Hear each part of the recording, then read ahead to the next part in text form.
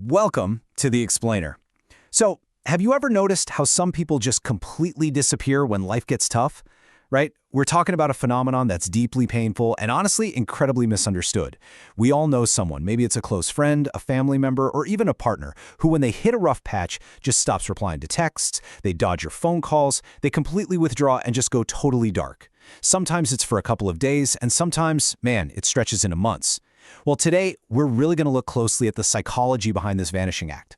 We're breaking down the source material to truly understand what's going on. We're going to peek inside the minds of the people we care about when they suddenly, without warning, go silent. Now, I want you to step into the shoes of the outsider for a second. If you're on the outside looking in, this kind of behavior, it's incredibly confusing, isn't it? You send a quick message checking in, and you get absolutely nothing. Silence. You try calling, straight to voicemail.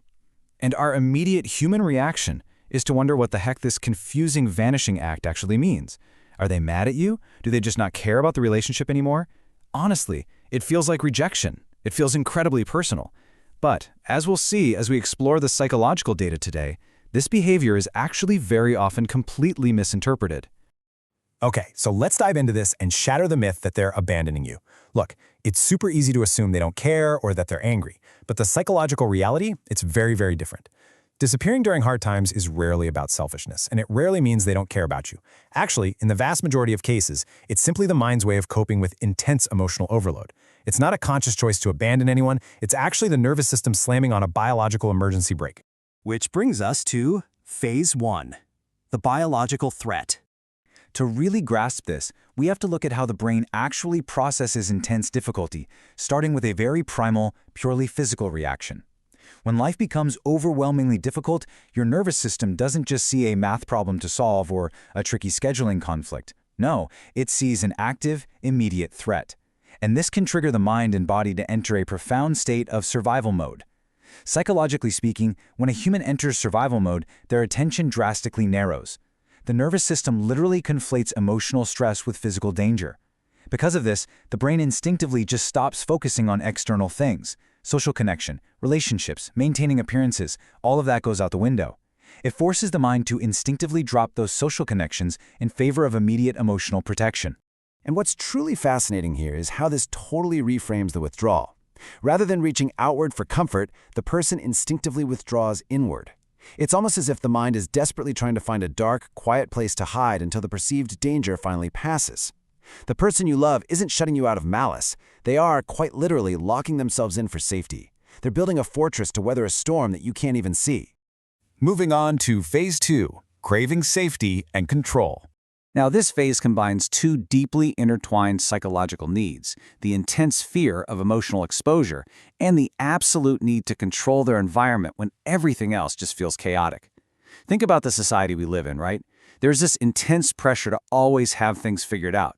So, for someone going through a crisis, the struggle makes them feel deeply, deeply vulnerable. They absolutely do not want others to see them failing or confused or emotionally exhausted and mentally lost. The very idea of having to explain what they're going through, or worse, actually breaking down in front of someone else, it just feels completely unsafe. Putting physical and emotional distance between themselves and others suddenly starts feeling a whole lot safer than being emotionally seen in a profound state of weakness.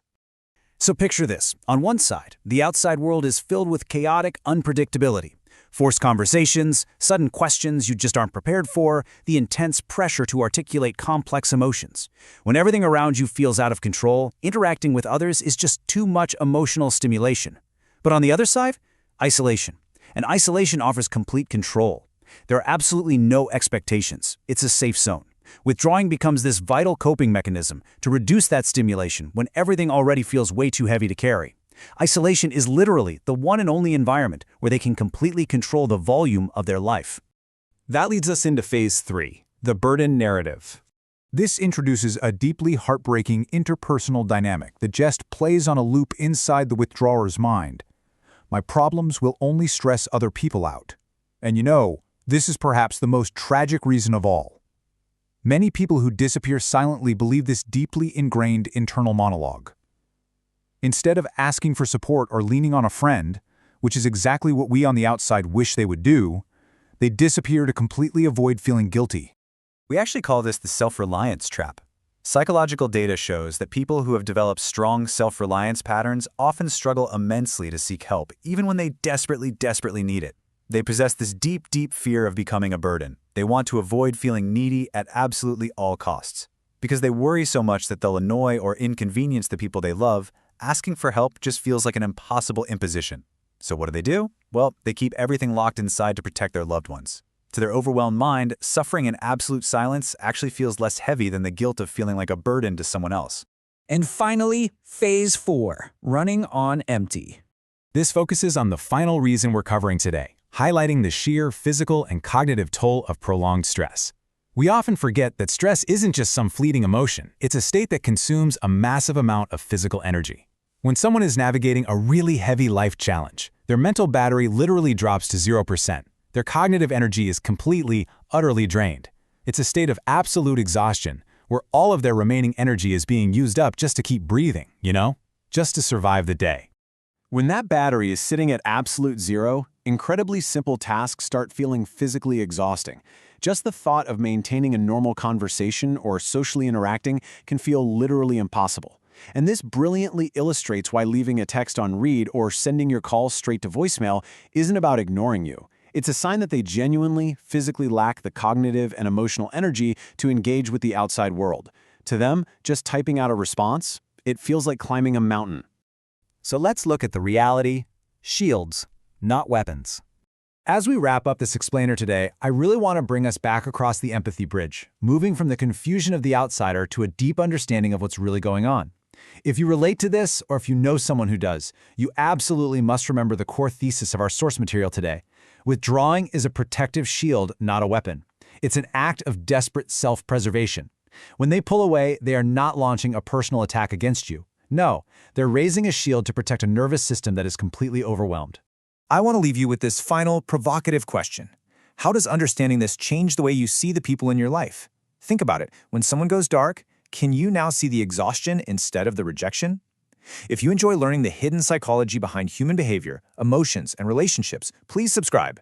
We have a lot more deep dives into these topics coming up, because once you understand the deeper reasons people act the way they do, you really start seeing human behavior in a completely different, much more empathetic way. Thanks for joining me on this explainer, and I'll see you next time.